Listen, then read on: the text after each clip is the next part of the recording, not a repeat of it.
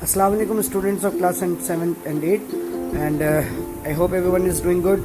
This is your second lecture regarding English for class 7 and 8, and as you know that in the last lecture we had started our English new session class with the beginning of grammar concepts.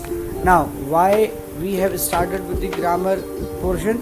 The main notion, the main idea to start with the grammar is to make you able to understand the upcoming lectures that would be containing the reading side, because the students, if we do not know what is the structure of sentences, what are the basic components of a particular sentence, then there would be no benefit at reading all those chapters, because if we are not able to understand, then what benefit can we acquire by reading all those chapters? So basically, understanding the grammar portion, understanding the grammar rules are the prerequisites of reading any English content.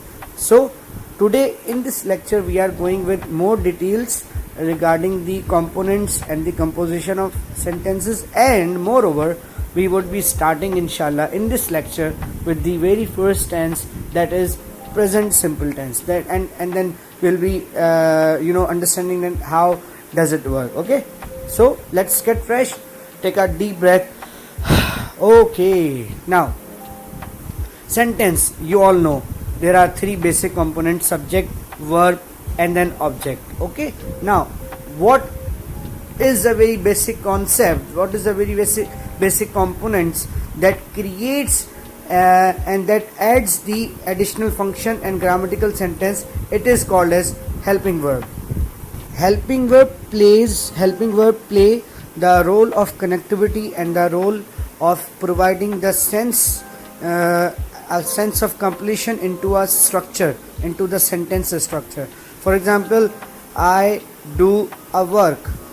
Now let it be a continuous sentence: I am doing my work. So am is the verb which is helping this sentence to be in the continuous perspective. Similarly, boys are playing cricket. Boys playing cricket, it does not make a complete sense. Boys are playing cricket makes the complete sense of the sentence. So here is the list. We can say helping verb as auxiliary verb, supporting verb, ठीक है, और coordinating words, ठीक है. तो ये एक list है that you can go through, और ये आपके WhatsApp group पे you will be getting this list. So students, as you can see that this handout is displaying multiple concept of sentence. Number one, the types of sentences, which is simple, compound, and complex. And then I'll be explaining the types of sentences in the upcoming slide in this video. In this handout, I'm explaining you about predicate. Predicate is the part of the sentence that contains the action word. For example, Timur walks faster than Ali. In this sentence, walks faster than Ali is predicate. So moreover, I'll be explaining you more about predicate in the upcoming slide in this video. Moreover, I have listed few sentences regarding present simple, present continuous, and all the other parts. For example, I do my work daily, I take care of my health, I am playing with my pet animals, I have done my assignment, and he has been reading books for 2 hours. All these sentences are the sentences of present tense. So here you go with another example of predicate. For example, the exam was difficult. Okay, what could be the predicate in this sentence? The predicate would be that part that is containing the verb. So was difficult, the was is the verb in this condition. Second, the man from the shop knows my secret. The man from the shop knows my secret.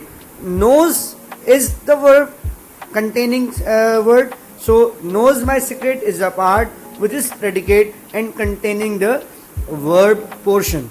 So you can easily understand that this is very important to learn about predicate. So here you go with the detailing on the types of sentences. the simple, the compound, and the complex. In very simple words, simple sentence is a sentence with one particular clause that contains the subject part and the predicate part. For example, the spotted green frog jumped into the pond.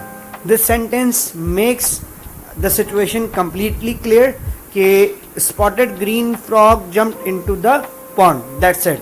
Now the compound. Compound is the mixture of two different sentences. For example, the spotted green frog jumped into the pond and he splashed water on me. Is that clear? So you see, there are two different sentences in compound. The spotted green frog jumped into the pond, completed. Now joined with the conjunction word and. He splashed water on me.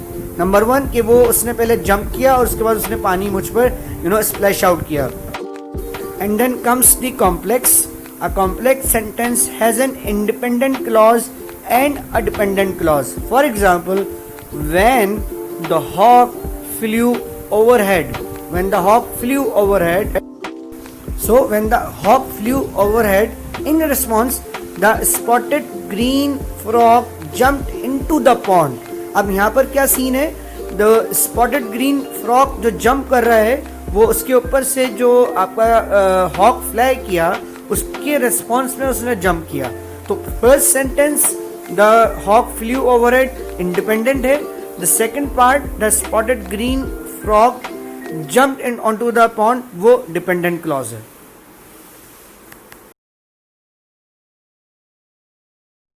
So students, we have learned predicate, we have learned simple, compound and complex. Now there is a very basic concept S, ES and IES जो हम add करते हैं present simple में only present simple में जब हमारे पास जो हमारा सब्जेक्ट है वो थर्ड पर्सन हो, सिंगुलर हो. ठीक है, थर्ड पर्सन वो होता है कि जब फर्स्ट पर्सन सेकंड पर्सन से बात कर रहा हो और थर्ड पर्सन उस वक्त मौजूद ना हो. ठीक है, for example Ali goes to Karachi. अब ये गो के साथ मैंने ES लगा दिया क्योंकि आपके और मेरे दरमियान अभी अली नहीं है. हमने बोला Ali goes to Karachi. Ali third person था और सिंगुलर था और ये प्रेजेंट सिंपल टेंस था. हमने गो के साथ वर्ब के साथ ES लगेगा. ये S, ES और IES would always be added to the verb first form in the present simple tense. So that's enough for today. Jazakallah. Thank you so much.